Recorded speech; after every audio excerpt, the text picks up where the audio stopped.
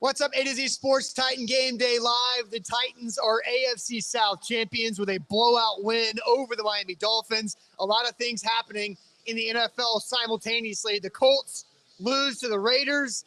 Right now, we've got on the TVs here at the Mainstay the last minute between the Bengals and the Chiefs, where the Bengals have 4th and goal at the 1-yard line. They call a timeout with 58 seconds left, a tie game and a chance where if the Bengals can beat the Chiefs, the Titans would become the 1 seed in the AFC, and all they would have to do is beat the Texans next week. So 58 seconds left in that Bengals-Chiefs game. We'll watch it all together. A to Z Sports. I'm Austin Stanley. He's Zach Bingham, live at the Mainstay. Again, as the Titans are the AFC South champs with a big win over the Dolphins. All of our Titan Game Day coverage is brought to you by NashvillePowersports.com for your customized golf carts. They've got you there, NashvillePowersports.com and the BetMGM app.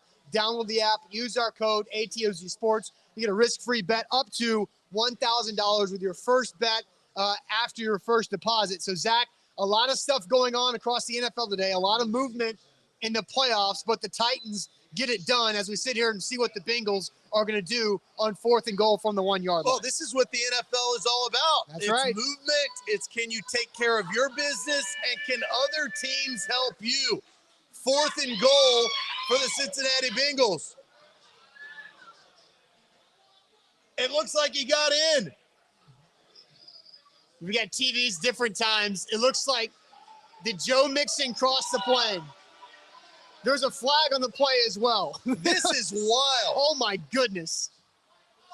If the flag's on the Bengals, he's down. They're calling him down. What a crazy way for this post-game show to begin. There's confusion everywhere. Andy Reid doesn't know what's going on.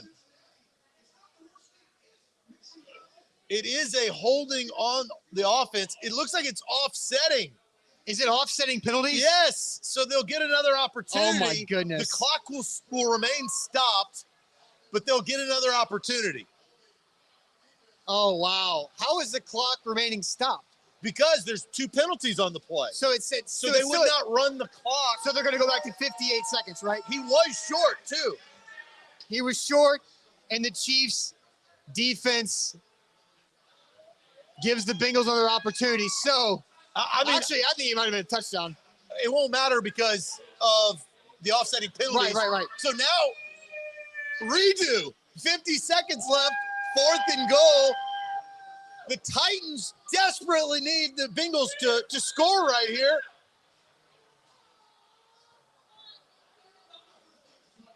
Do you kick the field goal?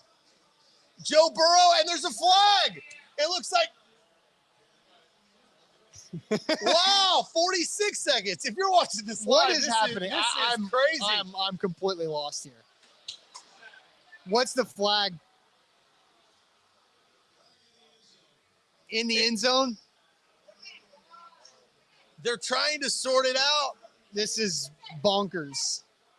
Illegal hands to the face on Kansas City. So that's 1st and goal, right? That's 1st and goal for the Bengals. And goal. This thing is over. You kneel the football and then kick the field goal, right? That's exactly what should happen. Patrick Mahomes have this football. Look, if you're watching it live, and we appreciate you here on the stream, people are walking over from the Mainstay, and I mean, it's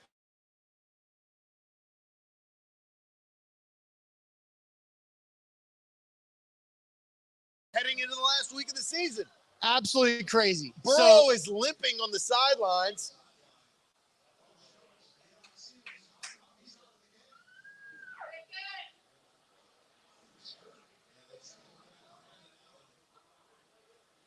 You got to remember, Joe Burrow coming off of an ACL surgery just a year ago. It's absolutely crazy. Absolutely crazy. So 1st and goal. So Brandon Allen's coming in to try to kneel the football. Yes. You kneel the football and you kick the field goal with no time left on the clock. Wow, what a game. This is huge for the Tennessee Titans if, in fact, the Bengals end up making this field goal. They're going to run it all the way down. Absolutely looks like crazy. it will be a 2-second differential. There'll be 2 seconds on the clock. And the Bengals will get an opportunity to win this football game. This is absurd. The Bengals don't have. Okay. The Bengals will kneel the ball one No, time. they got to spike it. They have to spike it because they're out of timeout. So this is a spike. A spike with 2 seconds left. Game-winning field goal. High drama in the AFC. We got Chiefs fans right here. They're hoping for a block. Everybody's wearing a Titans jersey, is hoping for the field goal to be good, because that solidifies control in the AFC for the Tennessee Titans. You can't ice the kicker. There are no more timeouts. No nothing. Here we go. The Titans need this field goal to be true, to be the 1 seed and in control of the 1 seed in the AFC. Just a 20-yard field goal. Snap, set, kick, good. Titans are the 1 seed in the AFC as the Bengals beat the Chiefs 34 to 31. And you know who celebrates? Derrick Henry. That's who celebrates. Wow, A to Z Sports live here from the Mainstay as the Titans are not only the AFC South champions with a win over the Dolphins today, but also the 1 seed in the AFC with the Chiefs going down to Cincinnati and the Titans go to Houston. And all they got to do is beat the Texans and get a little revenge. Zach Cunningham revenge game 2, and the Titans would have a bye. And allow Derrick Henry another game of rest. So, Zach, welcome in. Austin Stanley, Zach Bingham. Here, we've been going live here at the end of the Chiefs-Bengals game for several minutes at this point. But my goodness, what a game. Thanks again to Nashville Power Sports and BetMGM, our sponsors here live for the Mainstay. But how you feeling right now, Zach? Wow, I did civil water. That was intense. High drama in Cincy. And, I mean, the impact of that field goal, it obviously impacts the Titans. The Titans played well today. They took care of business against Miami, who had won 7 straight games coming into today. And the Titans defense was stifling. Ryan Tannehill played efficient. Foreman ran the ball hard, and that was a key cog to the Titans getting a W. You got to love what you saw from the Titans. Derrick Henry, as the report over the weekend, saying he's running full speed. He's getting closer to getting back on the field. He's on the practice field. But they want that extra week. If you can get, and Mike Vrabel is notorious of saying this, after they lost to those Chiefs in Kansas City in the AFC Championship game, Vrabel quoted as saying, the easiest way to get to the Super Bowl is having home field advantage. The Titans now in the driver's seat in the AFC, and they seeking revenge in Houston the last week of the season to possibly seal that up. How many twists and turns have we seen through the course of this year with Derrick Henry going down, Julio Jones's injury, A.J. Brown's injury, the loss to the Texans late in the year. Oh, my goodness. And now the Titans, they sit in that driver's seat for the number 1 seed in the AFC. Wow. It's absolutely huge, and the Titans are going through all the adversity that you just mentioned, Zach, and that's going to benefit them by being able to go into the AFC playoffs with depth that they've created throughout this adversity. So huge opportunity for the Tennessee Titans. The goal is still achievable. And I'll send this back to you because you've been pretty adamant about something all season long, that if the playoffs come through Nashville, you feel really good about the Titans. Well, here was the theme of my season was, and we said this when the Chiefs were 3-4. I felt they were going to be the biggest threat for the number 1 seed to the Tennessee Titans. Right. They were. And Cincinnati just knocked them down. The other thing that I've held pat, with Derrick Henry's return, the Titans have the opportunity to get the number 1 seed, a first-round bye, and home field advantage throughout the playoffs. That, my friend, is called control. I believed if they were able to achieve that, the Titans would go to the Super Bowl. I feel that they can take care of business. They're a hard-nosed running team. Tannehill has some experience over the last couple of years. Yeah. He's won playoff games. He's lost playoff games. Mike Vrabel, more of an experienced head coach. Man, the storylines setting up in the AFC are unbelievable, but they just got a gift from Cincinnati today. I think that they will take advantage next week. There's no way in hell they lose to the Texans twice in 1 year. No, and especially the way the Titans are playing right now over the last couple of weeks of getting right at halftime. I don't know what happened at halftime against San Francisco on Thursday Night Football, but down 10-0, you felt kind of bleak right there with the inability of the offense to do anything. And then they put up 20 in the second half, beat the Niners, blow out the Dolphins today in a game that was really never in question, that the Titans were able to dominate that.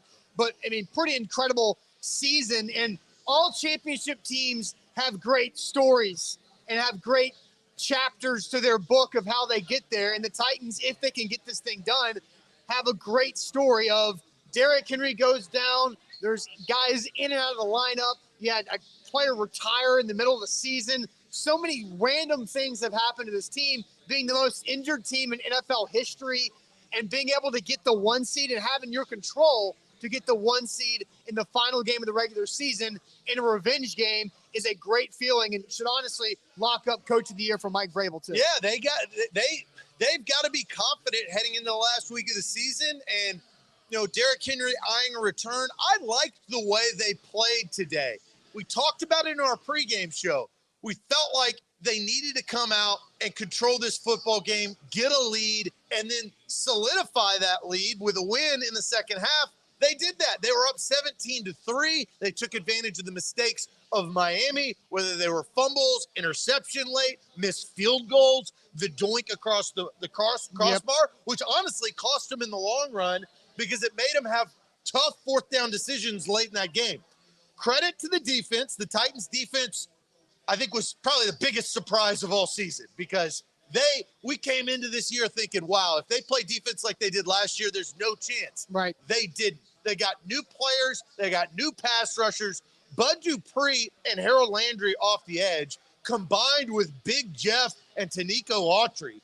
I mean, this has become a force that you have to game plan against. And then the back half of the defense has played really well. So, I mean, you're set up, and this is crazy to say, Austin, you're set up to have a championship type run.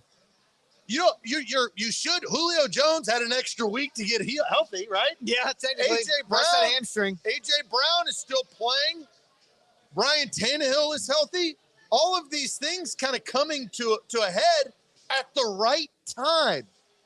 I always talked about that switch that they were going to have, that playoff switch. Well, it's a little bit easier if you don't have to play a first-round playoff game. Yeah, absolutely. A to Z Sports here live from the Mainstay again to reset the Titans, AFC South champions, with a 34-3 beatdown of the Miami Dolphins. The Dolphins winners of 7 in a row. A lot of people thought they were phony, including me. And the Dolphins turned back into a pumpkin tonight as they go down to the Titans. And then the Bengals with a dramatic win. Bengals down 21-7 early in this game against the Chiefs. Come back, take a 31-28 lead. The defense for the Bengals holds tight and forces a field goal instead of a touchdown from Mahomes. And then the craziness of the last 2.5 minutes as the Bengals got down inside the 5-yard line and milked the clock in a way that could not have been planned. But it worked out perfectly for Cincinnati for a game-winning field goal as time expired to beat the Chiefs 34-31. So again, all the Titans have to do is win in Houston on next Sunday, January 9th, and they're the 1 seed. So I don't know if there's a lot to talk about with today's game against the Dolphins, but you do feel good about the Titans defense, like you were saying, Zach. But it seems like the Titans, knock on wood, they tried to turn the ball over a couple times in the second half, but it seems like the turnover bug has been cured for the time being for this Titans offense. Well, they got lucky with the Foreman call because Foreman looked like he fumbled that football, but they could not confirm who recovered as the scrum kind of piled on. But, Austin, that could have been a momentum changer. The threat of a turnover, we know the impact of what that can do to a game. We saw it today when Tua, the ball slipped out of his hands early in the first half. The Titans got points off of it. So going into the next game and then whoever they play in the playoffs, taking care of the football has got to be the number one priority. That's how because they're good enough. The Titans have proved they are a good enough football team. Right. But if they shoot themselves in the foot, that's when it helps the other team. So just a quick update, and I know we've got a lot of people in here. We'll talk about this here in a second and get back onto what our typical post-game show is. But the top playoff seeds in the AFC right now, the Titans with a division clinching and the 1 seed at 11-5. The Chiefs are 2 at 11-5. The Bengals at 3. They clinched their division as well at 10-6. The Buffalo Bills at 10-6 are 4th. The Patriots are 5th at 10-6. The Las Vegas Raiders jump the Colts to be 6th at 9-7, and the Colts are 7th right now. So think about this, Zach. If the Bengals could not beat the Chiefs, the Titans would be 2 and the Colts would be 7, and that's a wild card weekend matchup. And we've said this, the Titans probably don't want to see the Colts in the playoffs, especially early, because the Colts are they're angry with revenge on their side too. Yeah, and you know what? You know how all these quarterbacks send their offensive linemen either Bitcoin or Rolexes? You may send Joe Burrow a Rolex after that performance. 4 touchdowns, no interceptions, and if you watched that game, they excelled in the second half. The Bengals got better. Jamar Chase is a threat at all times, kind of like the threats that we see all across the NFL. We know Tyreek Hill can break a game, Jamar Chase, A.J. Brown, those type of wide receivers, Justin Jefferson. Jamar Chase is in that same sentence with all of those other guys. That's a massive win for both the Bengals, but more importantly, the Titans. Yeah, and then Joe Burrow did not finish that game because they brought Brandon Allen in to take those knees and the spike there at the end. So we're curious to see what happens with Joe Burrow there. And I agree with some of the commenters. Carson Wentz is terrible. Carson Wentz threw a jump ball type of interception that could have been an interception but was a touchdown to get the Colts back in that game. But Carson Wentz isn't any good in my opinion. But the Colts are still a really good football team. So the Titans are in a great spot. So Caleb says, where does Mike Vrabel stand for Coach of the Year now? I think he's up at the top, but we might have that conversation later on in the week. But let's get back on track with this crazy post-game show here, Zach, live from the Mainstay.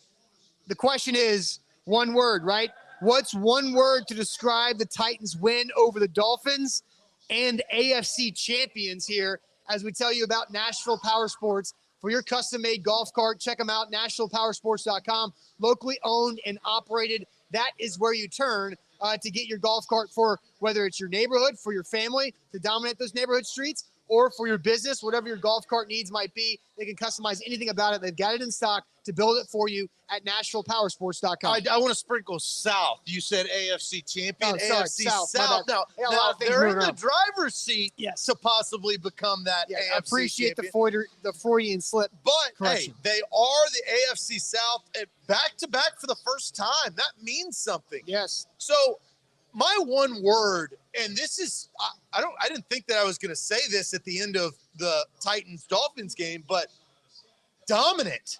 That was a dominant performance today. The Miami Dolphins really had no chance throughout the course of that game. They got down in the second half. I felt like the Titans had control defensively. They forced Miami into a ton of third down situations that they just couldn't convert. And that's good defense, right? That's good strategy, is putting offenses in tough spots on third down, and they were able to do that today. Pretty crazy.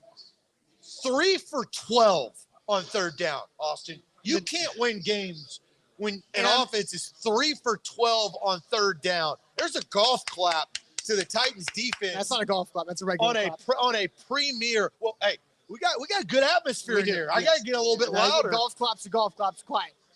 But that's a regular clap. Yeah, big clap. Big clap for 3 for 12 on third down. Titans defense forcing the Dolphins in tough situations. My one word, dominant. Yeah, so TJ says same as Zach's, dominance. Sheila says heart. Freddie says defense. Imperial from Nathaniel. Mark says complimentary. Let's see. Dominant performance. Oh, I see what Jaron did there with a dominant and then added Foreman in the performance. It's a good effort from you. Domino from Michael took care of business and the rest fell into place. I think that's a really smart way to think about it, Michael. My word is resiliency because the Titans, I'm kind of grouping the entire season into where we are right now. That was a big game. It was a huge game, and it didn't start off pretty. It started off with the Titans and Dolphins just trading punts back and forth and slowly improving your field goal position or your field position to help you get on the scoreboard. But resilient in the way you won this division title, resilient in the way you won this game, and you've gone through the last 2 months without Derrick Henry and without a bunch of other star players. You got to give a lot of credit to the coaching staff, the front office, the locker room, the training staff, the grounds crew. I was complaining a lot about the field going into today's game. I didn't see many issues with the field at all today. No, I thought they came prepared. You saw some issues with the weather, right? Yeah. It being wet. But as far as the turf, they actually got that under control. I like this word. When you talk about Nathaniel's word of launch pad, this could be a launch pad into where they've always wanted to be all season. The reason why you play all those regular season games is to get the best possible position in the playoffs. Well, right now, they have that. And they're about to face one of the worst teams in the AFC. Now, the Texans coming off of a win last week against the Los Angeles Chargers. Davis Mills played really well. Rex Burkhead played very well. But I don't think that's a consistent football team. I think the Titans can go into Houston, and we've seen that before, taking care of business at the end of the season. But now it's not a win and you're in. This is win and you're off. Yes, win and you get. And now the whole question is: does Derrick Henry come back? You knock the rust, and we can table this. But now it's a conversation: is do you want Derrick Henry to play a little bit in order to really secure that one seed?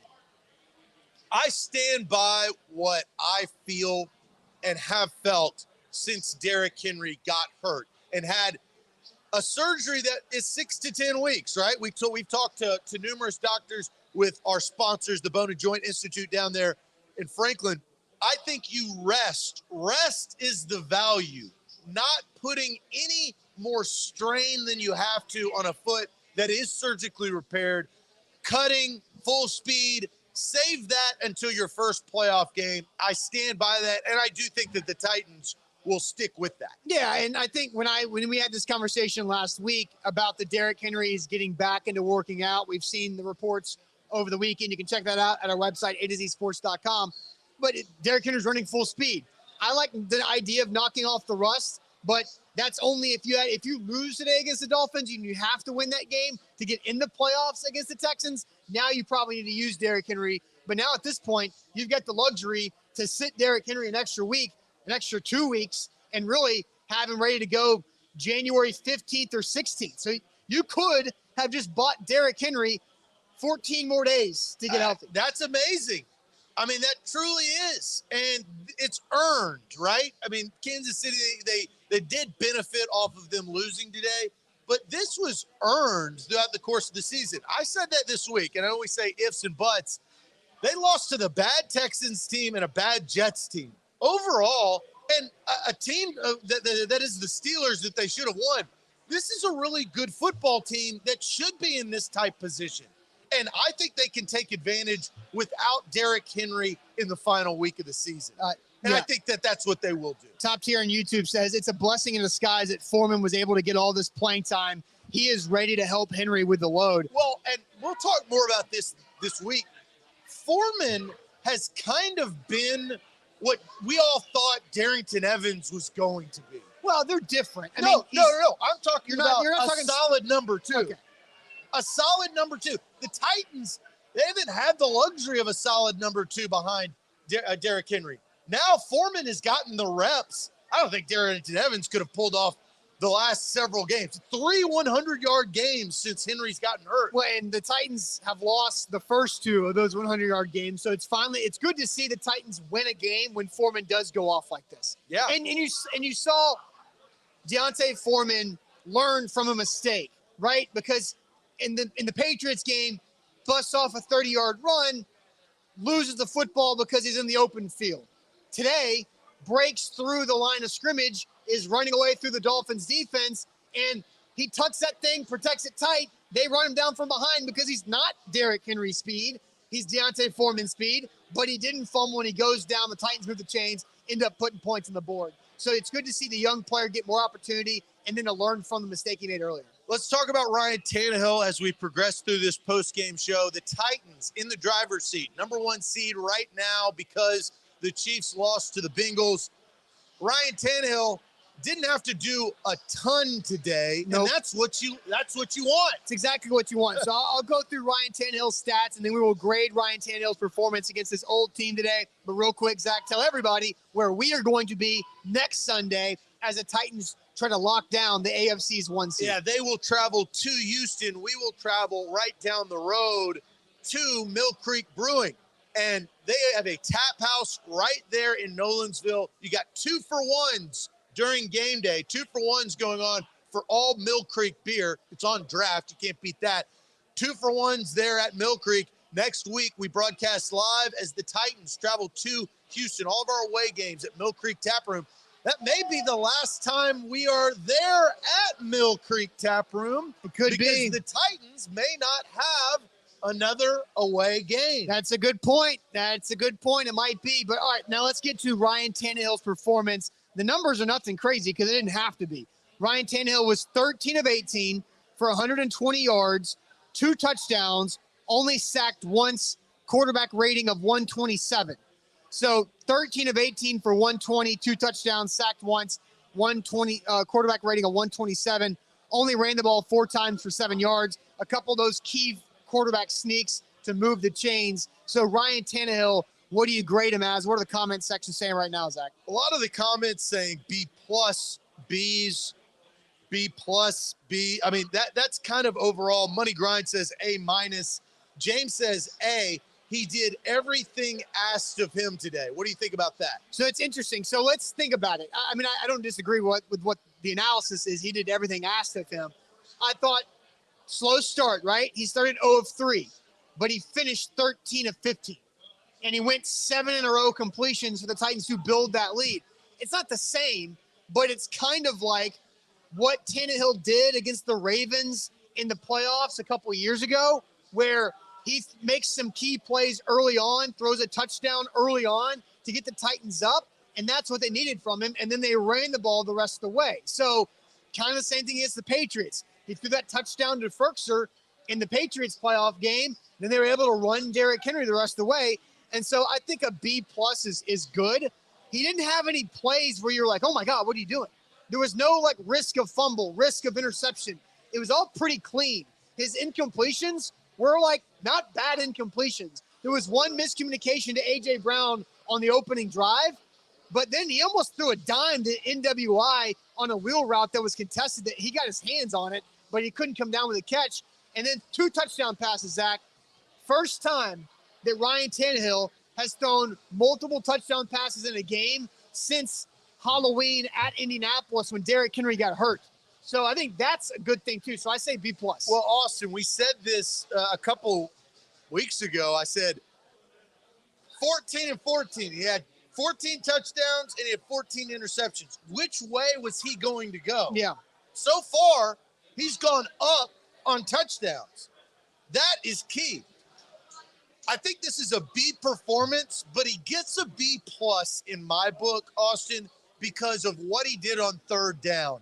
It was one of those things where the naked bootleg, what he did with his legs, I thought, whether it was getting out in space, rolling out, that Ferkser touchdown was that was a great throw. Yeah. I mean, he's wide open too. So.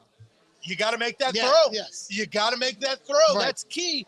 I think this is a B+ performance because you go back to what the commenter said when we started this conversation.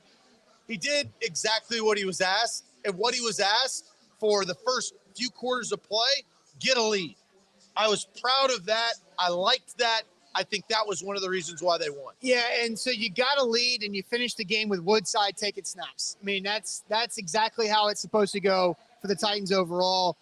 So, I'm seeing some, Chris saying, come on, he played a great game, got to give him an A. No, it's okay.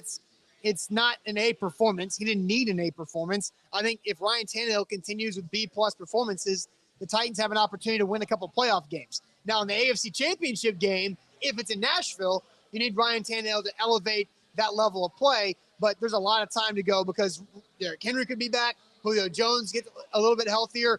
The offensive line gets healthier. Austin, and you just reminded me of this. The first round bye doesn't just benefit King Henry. No. It benefits Julio Jones. That man needs as much time, in the full suit, the high oxygen, that he needs to have those on his legs. He needs to be walking around in those for all I care until the playoff game. So it helps Julio Jones. We've all talked about him being a threat just being on the field. He wasn't on the field today because of COVID, not necessarily because of injury. But every time he's come back, we've seen too many tweaks this season. That's a benefit for the Titans being in the driver's seat in the AFC to Julio Jones, the man they're paying $15 million this year, and the man they gave up a second-round pick in the summer for. Yeah, so Sheila says the Titans proved they know how to win without Derrick Henry. Hopefully they don't jeopardize his career by overusing him in the playoffs. So that's an interesting point, too, because now we've seen a solid sample size, almost a half a season without Derrick Henry, and next week it could be a whole season or a whole half a season without Derrick Henry that you can – if Derrick Henry comes back, you don't have to get in the ball 28 times, 35 times like you were doing the first 8 weeks. Now you've got the ability to really play action off of that and then use Foreman, who's gained a lot of experience too. Now you want to win with Derrick Henry. You want to have him in there, but you don't have to run him into the ground again in the playoffs, although he's probably going to be pretty fresh there too. Yeah, well, if you get a first-round bye, you only have to win 3 games. 2 games, then you get to the Super Bowl. You got to win 3. I'm just trying to get You got to win 3. Yes. You're trying to win the whole thing. It's divisional round, championship round, Super Bowl. You got 3 weeks. I'm kind of the nature of you run them as much as you can in those 3 weeks. You figure out the rest later. And I will stand by that if, in fact, the Titans solidify their number 1 seed next week in Houston. Now, Lucas says 2 series for Henry, 1 for Foreman. No. We're not doing that. No, we're not platooning Derrick Henry by any means. We're just saying you don't. I'm just saying. Yeah, I'm not saying that. I'm just saying you don't have to. We pay you for a reason.